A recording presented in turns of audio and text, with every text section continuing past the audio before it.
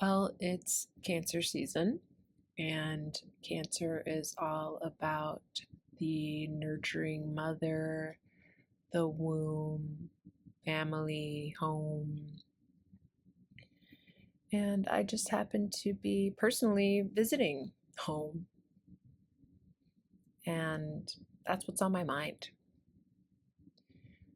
This reading will hopefully speak to anyone who finds themselves, especially during this new moon in Cancer, returning home, thinking about home, family, wondering what can and will be learned from this return. First of all, I want to say that you are returning home with an open heart, with a lot of hope for peace and love and resolution. And or you're carrying a lot of love with you for your family, for your hometown, for your childhood friends, whatever this looks like to you. You have a lot of hope about what is going to come from this visit. You're open-minded. You're willing. You just have really good intentions for this. You want something really good to come of this. You want to be able to connect with your loved ones, with the place that you once called home. If you had unresolved issues, you want to resolve them. You're looking for peace. So actually that could go two different ways. You may be looking to resolve unresolved issues, or you may be looking to, this is going to sound contradictory, but ignore them for now. Say you come from a place where there is a lot of confrontation and where it's very argumentative. Now's not the time. You're not looking for that. You're not looking to resolve an issue if it means confrontation and battle. You're looking for peace. You're looking for peace and connection and love right now. And what else I'll say here is, I don't know if you know it or not, you may be consciously looking for some kind of closure. Or again, may sound contradictory, or you may know that you're going in today not looking for closure, again, depending on what your read is for the first card. But know that you're not going to get it. You're not. That's not what this trip is going to be about. You're not going to get answers, finality here, but you may open the door towards that, a journey. You may open the door and you may invite others in with you. You may see them take the first steps, show a willingness to go on that journey with you. And so, in a sense, you're really committing. The best, what you want out of this is to commit to a future together. To commit to maybe solving or resolving or starting a new chapter together. And one thing that's important is that you, as the person who is coming in with an open heart and who has some kind of desired outcome eventually to get to a place you think you'd like to reach, you're going to have to be the one to rise above any potential conflicts. You're going to have to be the one that is emotionally mature. You could be hoping to resolve and heal the wounds of your inner child. So you're going to really have to consciously decide to grow up, whatever that means. You're going to have to consciously resolve to be the best version of yourself, or at least a better version of yourself than the one that these people may remember. If that resonates with you, if that's what you're afraid of, don't be that person. Don't be the Page of Cups. You've grown a lot since then. Don't be quick to anger. Don't be quick to name calling. Don't be quick to an emotional reaction, to tears.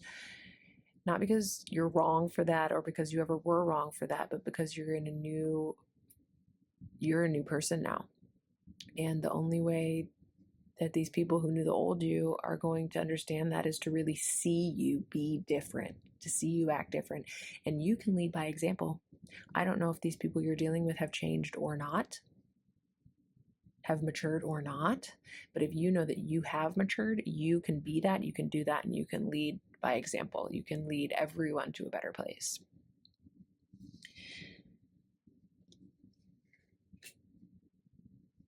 You are a leader. You have a lot of charm, wit. People gravitate towards you. And I'm not telling you to dim your light here, okay? But I'm telling you to kind of like, just turn that, turn that dimmer switch on, but like in a sexy way. You know what I mean? Like, you're not hiding your light. You're just turning down the brightness so that we can all sort of like relax. It's atmospheric, okay? You're just turning the volume down a little bit. I don't want you on mute. I just want the volume down a little bit so we can all sort of speak at a lower volume. So we're a little less stressed, you know? Just instead of being I want you to continue being your bright, vibrant, vivacious, happy self, because people love that. People gravitate towards that. So we still need that. But we also want you to just do it with a little more ease and maybe calmness, because I think that that's what's needed right now. That's what other people need from you. And I just want to say that I think that that bright vitality is so gorgeous. Not everyone always receives it that way. Depending on what other people are going through and how other people perceive the world, sometimes they may receive your volume and your color as overwhelming. Okay? And as a bid for priority. And it looks and sounds to me like you're going home with some kind of different priority. Your priority is not to be seen and heard this time. It is, but not to be the only one that's seen and heard. You want to be seen and heard amongst others. You want to see and hear them as well. You want to move forward together, like I already said. So yeah, that's going to mean that you have to consciously sometimes take a step back and maybe let someone else go first. Maybe let someone else shine. There's nothing wrong with that, especially because you exude that so naturally that you're always going to come through, okay? So I just don't think you need to fear, like I said, sort of turning the light down just a little bit or throwing a shade on it. You don't need to fear that, because you're going to continue to shine no matter what, but you're going to make more room for others to feel comfortable around you. And ultimately that is what you want, so that they can also feel that connection and that sense of comfort from you. And that actually speaks to this Five of Wands reversed as well. What you don't want is conflict. And that's what you've had in the past. You're looking to, like I said, sort of open the door to a new way of being at home, a new way of being together, a new chapter for everyone. And that might look like you consciously saying no to conflict. Perhaps the other people around you haven't changed. Perhaps they're still going to say the things that trigger you, but you're going to choose to bite your tongue. That might not be the right answer all the time for every person, but in this instance, for whoever is experiencing this and whoever this resonates with, it is the right answer right now, because you are prioritizing the feelings and needs of these other people around you, because you know how important that is, because you love them, because you want to heal something here. Okay? And what I want to remind you of is when you do that and other people see you doing that, they're going to choose to do that as well. They may, I'm sorry, they may choose to do that as well. And that is a huge learning lesson for all of you. That's a huge step forward for all of you. So I'm not asking you to bow down to others, to take a permanent back seat to others, to let other people just walk all over you. I'm just saying try that. Try choosing to disengage from conflict and see what happens. See how other people react. And finally, I have here the 10 of Wands, responsibility. This is showing me that something, you're going to get at least partially what you're looking for, which is like a new way of being in the home or with the family or with the community that you left, maybe feeling like a child in, like feeling like maybe you weren't sure what your place was.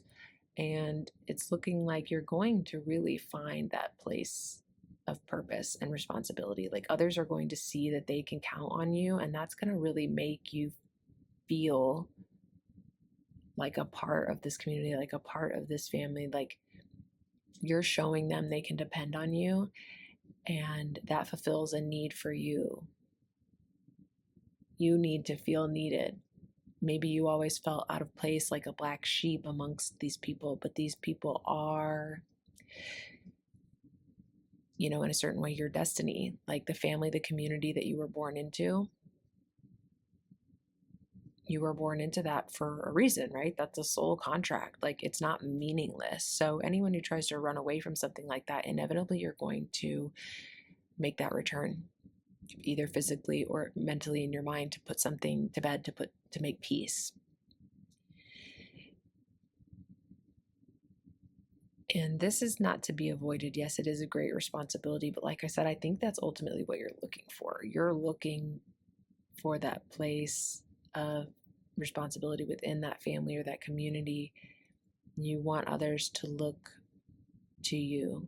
You want others to want you around. You want others to feel like you belong there. You want to feel like you belong there. And so I do believe that you're finally going to feel that way. You're going to find a need that you can fulfill. You're going to, even if it's not maybe you're going, what I'm trying to say is maybe you're going to realize that you've always fulfilled a need there and you just didn't recognize it.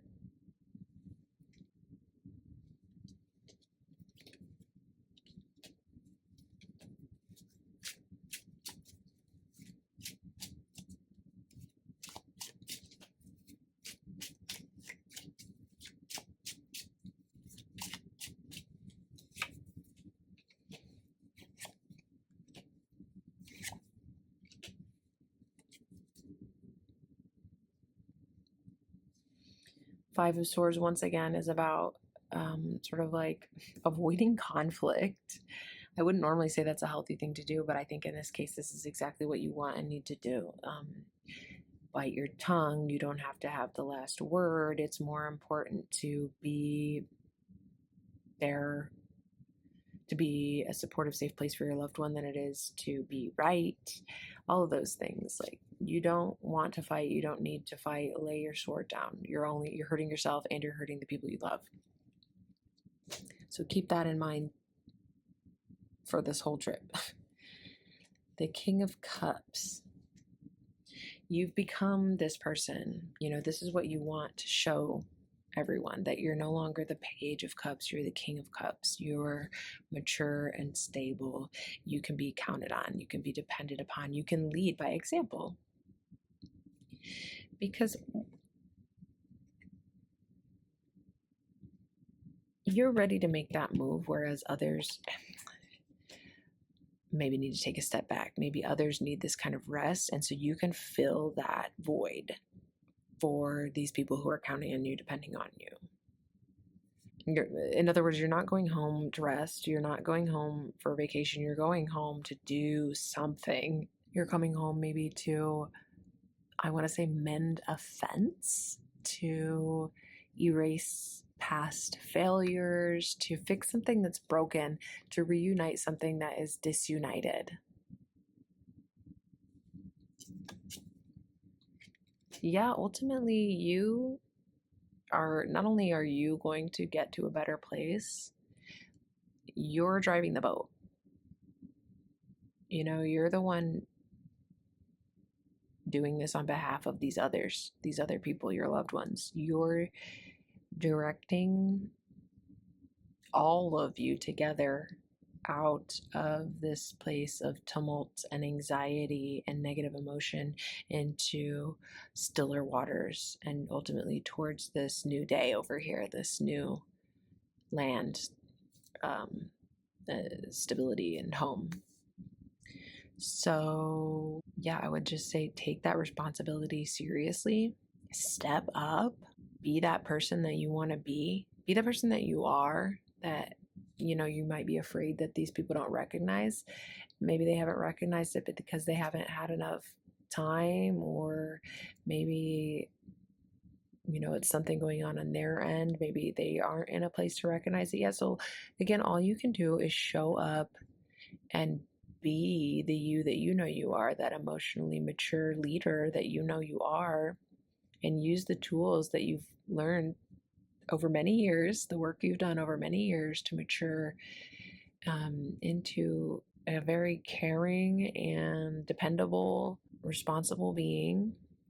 Show up as that being, and others are going to recognize it and perhaps learn from it and themselves grow as well. And best case scenario, you all grow together. Again, I don't think you're going to necessarily get a resolution. What you're trying to resolve, I don't know. But if what you're trying to do is open up a door or a path towards a new way of being together, that's for sure what you're going to accomplish here. Okay, good luck. I love you.